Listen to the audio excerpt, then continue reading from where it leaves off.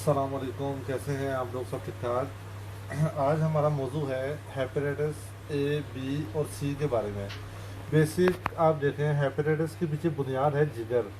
जिगर आपका अगर बेहतरीन है, माशाल्लाह, अगर उसकी वर्किंग बेहतरीन है तो आपको किसी किस्म का हेपेटाइटिस ए हो या बी हो या सी हो, किसी किस्म का कोई मसला हो नहीं सकता।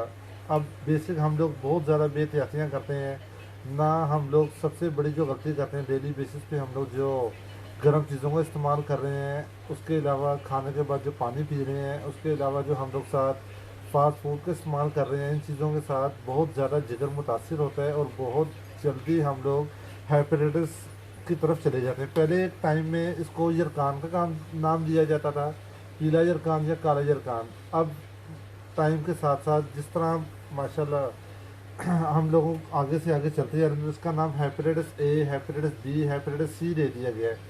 तो काफ़ी लोग हेपेटाइटिस का नाम सुन के ही बहुत ज़्यादा खौफज़दा होते हैं। पहले हुक्मान यरकान का इसका ट्रीटमेंट करते थे और अल्हम्दुलिल्लाह बिल्कुल नॉर्मल और हर लिहाज से ठीक हो जाता था। एलोपैथिक की तरफ जाते हैं तो इसका इंजेक्शन कोर्स है। वो सिर्फ क्या करते हैं, अपना वायरस इंजेक्शन कोर्स करते हैं। हेपेटाइटिस ए हो या बी हो या सी हो, सिर्फ वायरस को सुला देते हैं। लेकिन वो कहते हैं इसकी हम श्योरिटी नहीं देते ना। कभी आप उस पेशेंट का ब्लड किसी को ट्रांसफ़र भी नहीं करवा सकते और ना वो पेशेंट किसी को अपना ब्लड कहीं भी कह लो कि इस्तेमाल नहीं करवा सकता। अल्हम्दुलिल्लाह ये हिकमत एक ऐसी चीज़ है, अगर आप इसका ट्रीटमेंट करवाते हो हेपेटाइटिस सी का, अल्लाह के फजल से आप अपना ब्लड भी हर किसी को आप डोनेट कर सकते हो, किसी किस्म का कोई मसला भी नहीं बनता। और बिल्कुल माशाल्लाह जड़ से हम लोग ट्रीटमेंट करते हैं हेपेटाइटिस सी का। और इंजेक्शन का जो कोर्स लोग करवा रहे हैं हेपेटाइटिस सी का, उसके साथ क्या होता है कि आपको सबसे पहले असाब वो डिस्टर्ब हो जाते हैं। जो इजवाजी ज़िंदगी आप सेक्स की तरफ से बिल्कुल ही इंसान ख़त्म हो जाता है। और उसके साथ साथ आपकी तिल्ली के ऊपर भी वर्म आ जाता है। और हम लोग जो मेडिसिन देते हैं अल्हम्दुलिल्लाह अल्लाह के फजल से, हेपेटाइटिस ए, बी, सी तीनों का ट्रीटमेंट, हेपेटाइटिस अगर ए हो और बी हो उसका 3 माह का ट्रीटमेंट है, और सी जो है उसका ट्रीटमेंट है 6 महीने का। और अगर जिसम में खुदा न खास्ता पानी पड़ जाता है, ये अगली स्टेज आ जाती है, जिगर बिल्कुल कह रहे हैं सी से लास्ट स्टेज पे चला जाता है।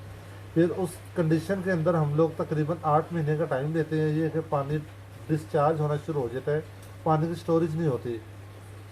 तो अल्हम्दुलिल्लाह किसी भाई बहन किसी को भी कोई मसला हो हेपेटाइटिस वगैरह का, तो अल्हम्दुलिल्लाह आपके पास कॉन्टैक्ट नंबर हैं, हमसे रब्ता करें, अल्लाह ताला शिफा देंगे। कोई ऐसा मसला नहीं है, घबराने की ज़रूरत नहीं है। और लाजमी इसके साथ परहेज़ हम आपको बताएंगे इंशाल्लाह। वो एहतियात करें, गर्म चीज़ों से एहतियात करें, क्योंकि जिगर का एक छोटा मसला नहीं है, हम लोग उसको इग्नोर करते रहते हैं।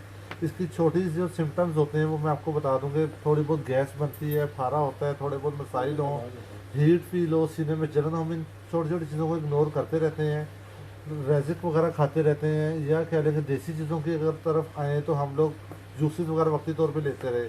लेकिन जिस चीज़ के ऊपर डेली बेसिस पे हम लोग गलती कर रहे हैं और मसाइल अपसेट हैं, उनके साथ साथ मज़ीद क्या होता है कि जिगर एकदम से पहले बड़ा होता है, वो मज़ीद की सराइसिस की तरफ या कह लें कि खुदा न खास्ता सुकड़ाव की तरफ चला जाता है।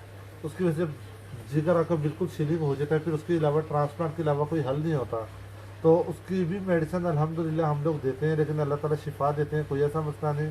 और रूटीन से और एड्रेस वगैरह आपके पास है, इंशाल्लाह आपको ज़हन बने, अल्हम्दुलिल्लाह हमें मौका दीजिएगा। अल्लाह ताला की ज़ात शिफा देने वाली है इंशाल्लाह। और मुकम्मल दिल के साथ हर्बल मेडिसिन देते हैं, तो इंशाल्लाह रिजल्ट आपके सामने आता रहेगा। शुक्रिया। Thank you, thank you.